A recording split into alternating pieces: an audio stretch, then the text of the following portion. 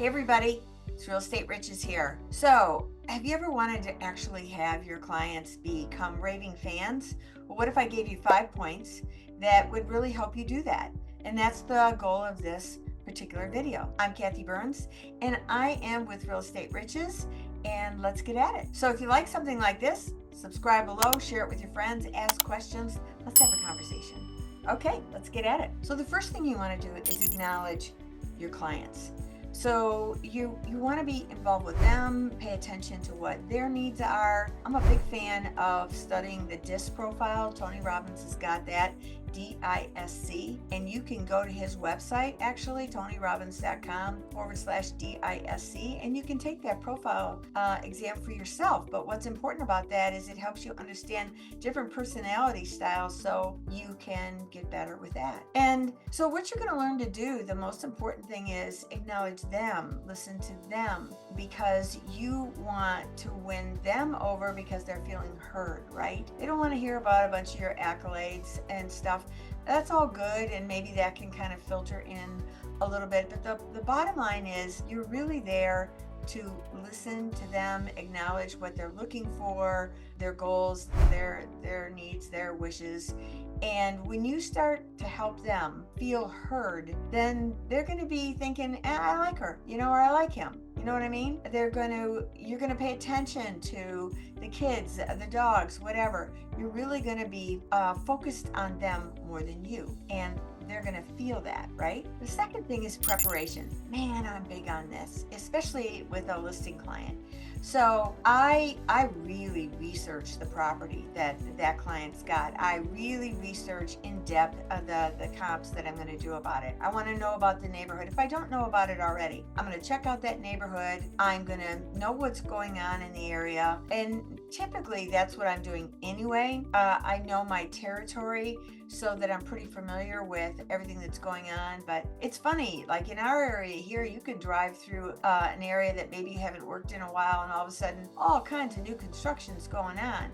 You need to be aware. So I might drive by that area and check it all out. I might definitely do the research on the different solds, of course, and get all that information together, because you want to be prepared. The other thing that I do before I go on a listing appointment, for example, is I have all my forms together. Everything is ready. I have them in a nice, neat folder. I have things that I'm going to leave behind with them so that they're going to know about me. And maybe that's where I put in the parts about my accolades, my team, whatever, my company, of all the things that makes us special. But that's more of a leave behind. But when I come prepared, I have that. I have my folder with all the comps so that I can go through. I also have a pad and pen so that as we walk through the house, I'm making notes because I want to be prepared. And believe me, your clients like it when you're making notes and you're paying attention. I might be writing down the dog's name. Maybe I'm writing down the kids' names as I'm asking questions and going through. They want to feel connected, like you care, and not that you're just somebody that's in there just to make a buck. And you won't last in this business if that's your style. So being prepared, critical. So how does that work with a buyer? It's the same thing. If my buyer calls me and I've listened to them, I've paid attention to their needs and wants, I'm really searching the internet for additional properties that maybe is in our search criteria. And I'm looking outside the box. For example, I have a client who really wants to live in a specific area, and she has a price point that she wants. She also wants a pool. She wants the primary on the main floor. And with our limited inventory right now, it's kind of tricky. So I went into the MLS, I went into our tax records where I could search most likely to sell in the expired. So I put in the criteria of that particular house so that I could see, and I found a bunch. And then I further dove into it when I went into the tax records section, because it has a scale of like how likely they are to potentially sell. And I found 4 that met her criteria and all of that. So I sent those off to her so that she could preview them. Now I did stipulate, I said, I have no idea what this house looks like on the inside. This is how it was when they bought the house before. And many of them were quite older, and that's typical when something's going to come on the market again, that it is likely to have had some upgrades, right? So that's what I did for her, sent them over. She's previewing those. And that's how you can really show that you do more than just your average buyer's agent, right? So the third one is project. And what does that mean? So project is like helping them envision what they'll be like when they're going through the process. So for sellers, it's like, here's the steps. Here's how we're going to do all this. Here's how showings work. Here's how open houses or broker opens. Here's how the marketing's going to work. And as a result of all of this, here's the end result. The goal is to get you, like in a listing, the top dollar in the shortest period of time, right? We're going to be marketing it all over, especially luxury properties. I get them marketed worldwide because I have global connections, and I have a system that does that for me in all the top areas. I want them to know that that's where their home's going to be. They're going to be able to see that. So that's how I'm projecting that. They're going to see that documentation that shows where all that is. Another thing that it also does is it gives them updates on that. They can feel that happening. For buyers, I want to project the process as well. I want them to see how not only are we going to be looking for these properties, and this is the way that we're going to be doing it, but I want them to see the end result. When we walk through the house, I want them, if they're feeling attracted to this house, I want them to be able to see what it's going to be like at the closing, how it's going to feel, with their things in there, their kids, their dogs. But also, when I'm going through those different homes, walking my clients, I am looking for the challenges that don't meet their objectives. Like I had one yesterday. The client wanted a lot of room for her dogs to be able to run around. And this backyard had a pool with a lot of hard surface that was really going to limit that. And I just basically help them see I said, is this the backyard that you want based on what you told me? Because they were liking everything on the rest of the house. The reality was that they felt that they could compromise on that, and the dogs would make do because they liked the house so much.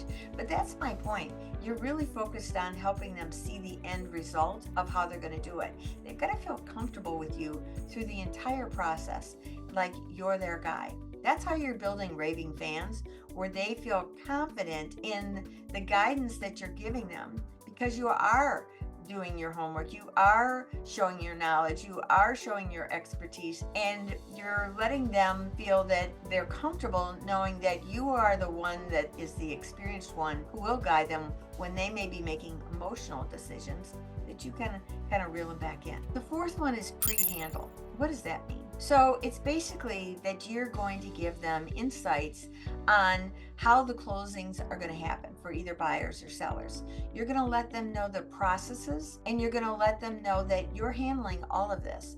Like, for example, in a buyer situation, there's all kinds of inspections. You're going to have gone through the list of things that you suggest. One of the things that I say to them is, I'm going to give you my wish list of what I suggest that you do to protect yourself in a situation where you're buying a home. Now, there's cost to that, and that's a component you're going to have to factor in. And I'm going to give you my wish list, and I'm going to suggest that you do it, and I'm going to have you sign off if you've weighed different things to protect myself, right? And I'm going to tell you, for everything that you tell me that you don't want to do, I've probably got a horror story for it, and I'm going to share that horror story to see if you still want to go forward on that path. Because there's a lot of horror stories in real estate when people didn't have good guidance. Now, if you go forward, you'll know that that's on you, because I'll also have that signed document. And I encourage you to do that as well.